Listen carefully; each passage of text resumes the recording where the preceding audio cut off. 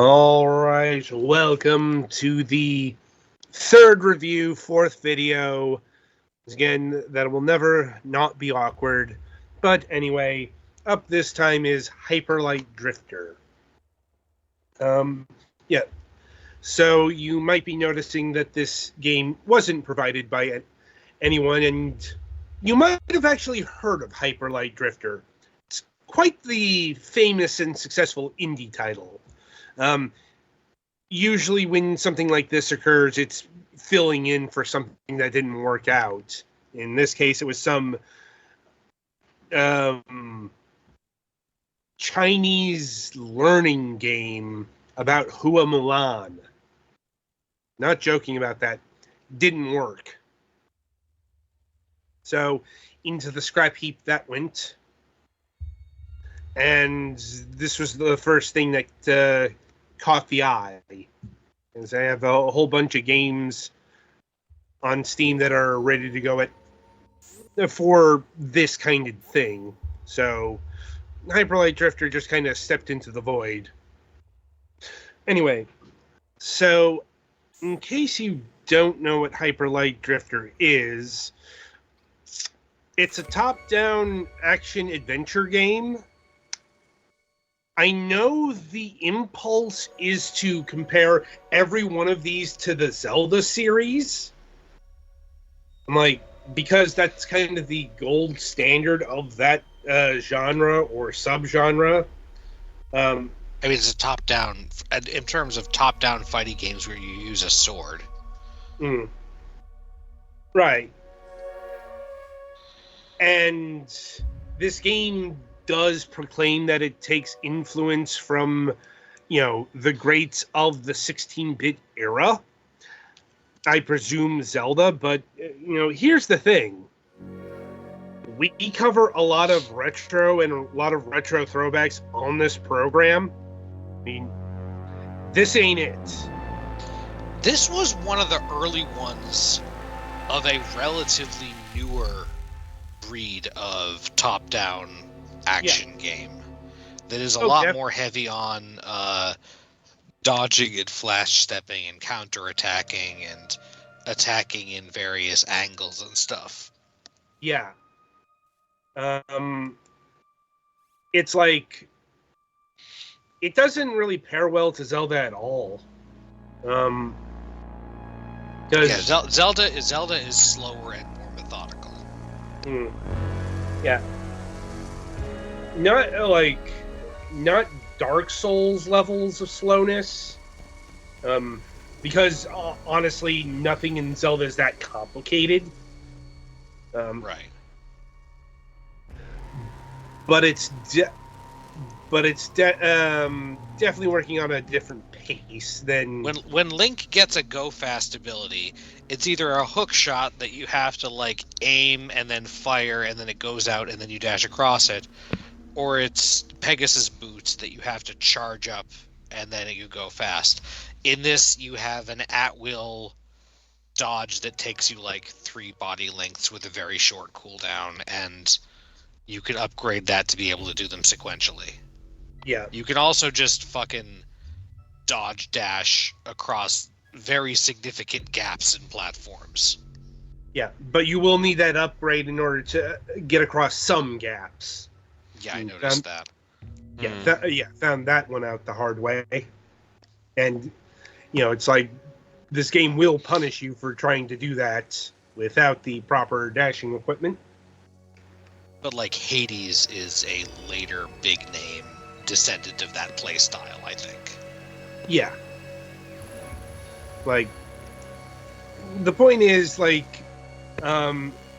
this has more in common with, I'm trying to remember, that game we reviewed recently with the squiggle lines. I think it was one of my games. I can't remember the name of it offhand. No. Death of a Wish. That's right, yeah. Yeah. Has more in common with that than, actual old-school Zelda. Because, the focus here is on combat, enemies, and movement. and there is like absolutely no focus on puzzles. Yeah, you get your little robot buddy or whatever can stock up healing, and then you can heal to full at will as long as you have a thing. Yeah. So you're not like having to farm for healing upgrades. It's a bigger issue to find a second to use it. Mm. Right. And, you can see from on screen here that, the game absolutely does not look like a retro title. It could be confused for one insofar as it has pixels. Right. But that's more it's a stylistic thing. It does not look the way that things that used pixels because that was the limitation do. Very much in the style of something like Fez. Mm-hmm. Like it's very much a modern pixel game. Oh yeah, if you tried to put this on 16 or maybe even a 32-bit machine, it would probably burst into flames. Like, my point is, like, any touting of classic influence here is surprisingly minimal. Mm-hmm. Like, yeah, I guess it's there in the sense that all things are influenced, blah, blah, blah, blah, but, once again, we have covered a lot of throwback games of various sorts, as well as actual old games. This, okay, it's not a modern title anymore, but, it is a modern title. Yeah, and Petty just got the thing that you get a gun, and you can free aim it with the left trigger and right stick, and then fire with the right trigger. Mm-hmm. And having a even variant twin stick thingy. Just you can still use your sword on those guys, Petty. Yeah, I just was distracted. Okay. And in fact, that's what it's trying to teach you, is that you use your sword to regain ammunition for the gun, because that's the incentive to not try to solve every problem from afar. Yeah. That being said, you can use sword or gun.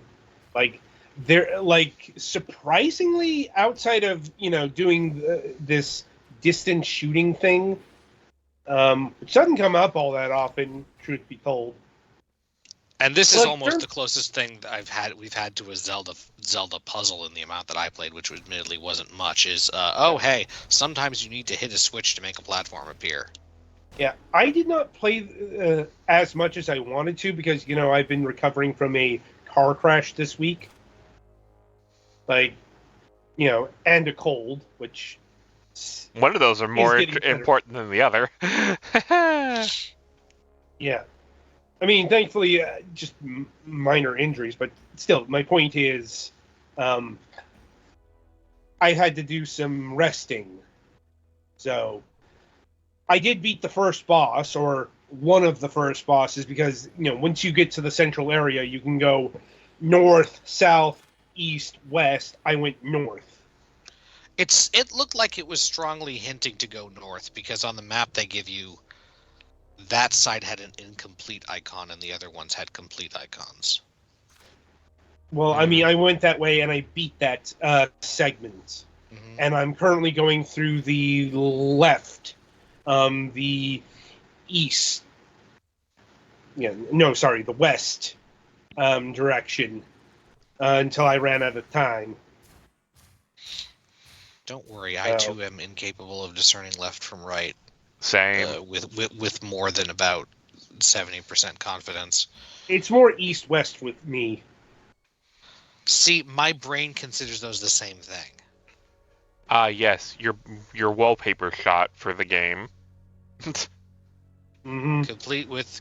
Okay, so here I'm going to bring up the thing that was a bit of an issue when I was playing it.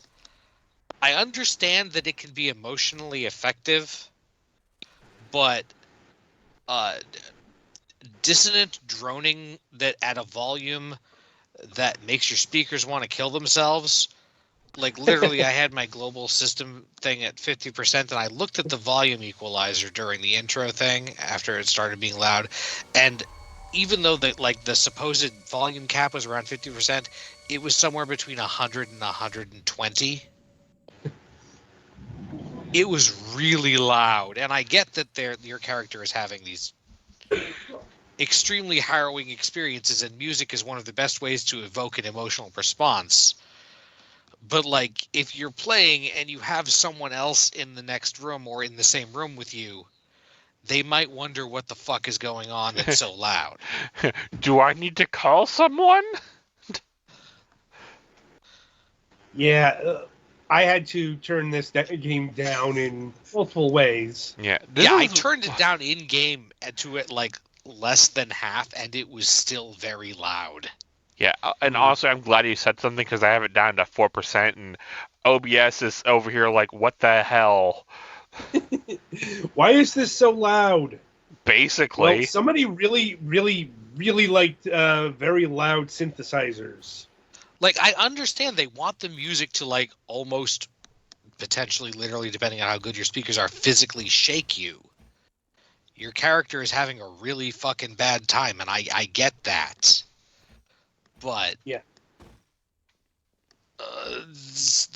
there's some accessibility issues with having it be always that loud. Mm-hmm. Try not to deafen your audience. Generally it's also a good You have to thing. look at the thing on the table. Yeah. It's also leaning really hard on the audio because this game is doing a lot of environmental storytelling. A lot of visuals, a lot of audio cues, that kind of thing. No words. There's no diegetic dialogue. The diegetic communication is all done through images. There's a bit of non-diegetic tutorial text every once in a while, though. Yeah. But that's pure tutorial fluff. Anyway, rewards are also fairly limited in-game. It looks like you get pips that you use to exchange for ability upgrades and then probably life extensions. Yes. Also, bosses will give you different weapons. I know because I got the railgun as my first alternate weapon, and I did not buy that. Like you, and you can also upgrade attacks and get grenades. When you first get to the place with other people after Red Guy saves you from whatever the hell happened to you, there's a sword store and a gun store, and the sword store offers charge attack, cut bullets or reflect bullets, and dash through row of enemies. And I forget what the gun store sold. I couldn't afford anything, so I didn't look too ammo closely. upgrades. Yeah, mostly ammo upgrades. Here's your sword upgrade, which costs 3 bars. You do not have 3 bars of whateverium. Ah, yes, inatanium. Wait. Seeing as how you've just started, they look like pips to me. That's why I call this. But yeah. Again, I'm sure there's somewhere in the manual what this stuff is supposed to be, but... Anyway, so the question might come to mind, how does it all come together? Very well, honestly. I did have some problems with some of the checkpoint design. Like, there was one area where I kept getting crushed, and I was trying to figure out exactly the timing, and once I got past the one block, I kept kept having to get past the first block, and I just endemically hate that kind of thing. because I'm like, it's busy work. If I've conquered it, especially when I mastered the timing, it's like, okay, this isn't a challenge anymore. It's just a annoying delay. And this game is strictly autosave based. Mm-hmm. There's no way to like manually. Yeah, and it will use that to, test you at points.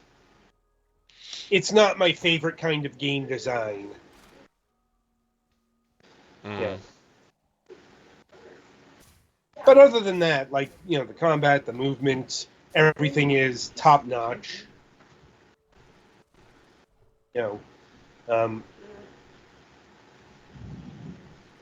Like I said, it's just, don't go into this thinking you're going to get a classic or a Zelda experience.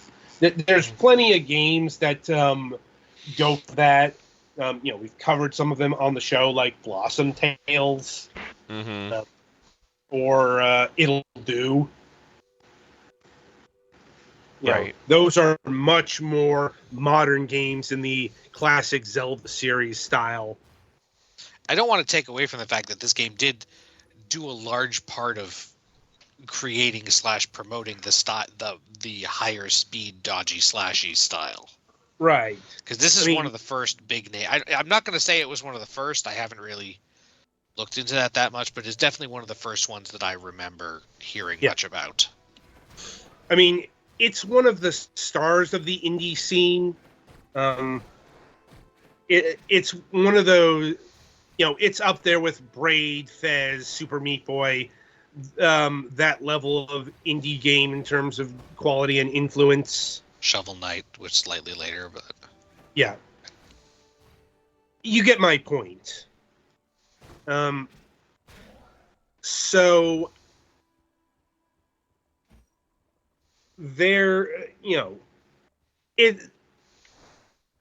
there's not much that we can say that will change the legacy of this game. Because, unlike, say, with Shovel Knight, when we first reviewed it, or any one of the campaigns, or Dead Cells, or Hollow Knight, those were some other games that we actually managed to cover, or review, or whatever. We're coming to this nearly a decade in. Has it really been that long? Let me see. What's the copyright date on this? 2016.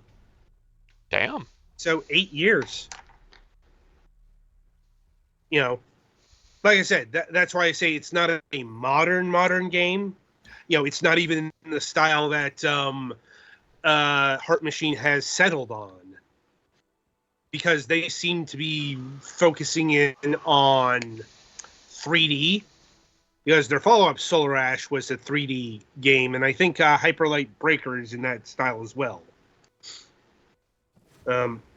Still, does this game live up to the hype? I'd say outside of some minor issues, yeah. I mean, I liked this game more than, say, Fez or Super Meat Boy. Yeah, the art style is very nice. Not necessarily pleasant, but it's very evocative, and they clearly put a lot of work into the animations and stuff. Like I said, the music is very good at getting you to feel stuff, even if you might have problems if other people are nearby. Yeah, you'd feel things in several different ways. Yeah. Yeah, you're wondering why your cloacas are aching. You cannot make that gap, probably. That's why I backed off. Mm-hmm. Anyway, once you have the triple dash or whatever, you probably can. Yeah. In terms of pricing, well, this game normally clocks in at $19.99, but does go on sale for about half that. Now, is it worth $20? I think it clocks in at a justifiable price. Mm-hmm. That being said, given the age of the game, I'd say wait for the half off sale. Yeah, it's not that hard to find a sale on it. Yeah, I was about to say, insert joke about Steam sale coming. Yeah, it's also, this game is on like every major platform of the modern sense. Didn't it recently get a next-gen re-release? I don't know if it got a native re-release. I know it was on PS4 and it's just straight up compatible with PS5, but I don't know if there was like a update to like give it special, pizzazz. I'm not sure what could be done, because unless they fucking remaster the art, which would probably ruin it. Right. Also, like clocking in at 120 FPS or something like that, I don't think that would be feasible for a game like this. It does actually have an FPS setting, but the default is 60, and that's probably what it wants to be at. Yeah, because I'm like, this game is probably clocked to 60 FPS. Right. And I'm willing to bet, like, if you push it beyond that, it might break things. Like, I'm Possibly. not 100% on that, but I do know, like, games of this nature can be very sensitive to frame rate, even tied to frame rate. Tied to frame rate is not as much as a thing now. Right. But yeah, I can kind of see that. Yeah. It's also been, I already had it before we did this. I think I got it as part of a Humble bundle or something. Oh yeah, it's been in Humble a few times. Yeah, it's like, it's on all the major platforms, and there's also a mobile version if you hate yourself.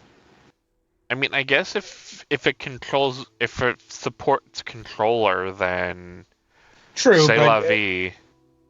True, but once again, like, how many people actually have a Bluetooth controller for their mobile device? I guess, though, at least now most of the modern consoles you can also pair your controller with your console now. I suppose. But anyway, yeah, one of the better games I've covered this year. Like, probably will be in the tops, or at least mentioned, since, it's not a official game. Yeah. In terms of, this was provided by the publisher deal. I mean, if it shows up in the reviews, I still say it counts. I don't know. It's not that important. Yeah. It's our own show. We make the rules, right? True enough. Anyway, and nobody cares enough to really balk at that. Mm-hmm. Anyway, so yeah, I think that'll about do it for Hyper Light Drifter and indeed this review session. So let me see. Coming up on the week ahead, we have a big week happening this time, as on Wednesday, April 24th, we'll be having Adam Tierney of Way Forward. Yes, that Way Forward. Yes. We have had Way Forward on the show several years ago. In fact, the person we had last time actually just announced his latest game in Yar's Revenge. Or, yeah, that Yar's thing that showed up in the Nintendo Indie thing. Adam here, he is the head of BizDev at Way Forward, and also the producer on the River City Girls franchise. Neat. Actually a bit unusual for them to send him, because he's not what I was actually looking for. I was requesting somebody attached to Shantae Advanced or Contra Operation Beluga, the games that Way Forward was working at time of discussion. That didn't work out for various reasons, so we got Adam here. Still looking forward to that. Way Forward is never a disappointment. Yeah. We also do have a new episode of MSP happening that week. In fact, that is our season finale for MSP. Technically show 22. Once again, had to field an extra episode because, Non-canon episode is non-canon. Yes. Anyway, on Friday, April 26th, we'll be having Renee Gittins of Stumbling Cat on the program. Another rather big get because she is the creator of Potions. If you remember, that's Potions: A Curious Tale. Remember, that's the indie game that got buried by the EA avalanche. And she complained about it, and turned out to be well-timed. Yeah. So, we'll be talking about that on Friday. So that is the week ahead. And until next time, I shall wish you good gaming.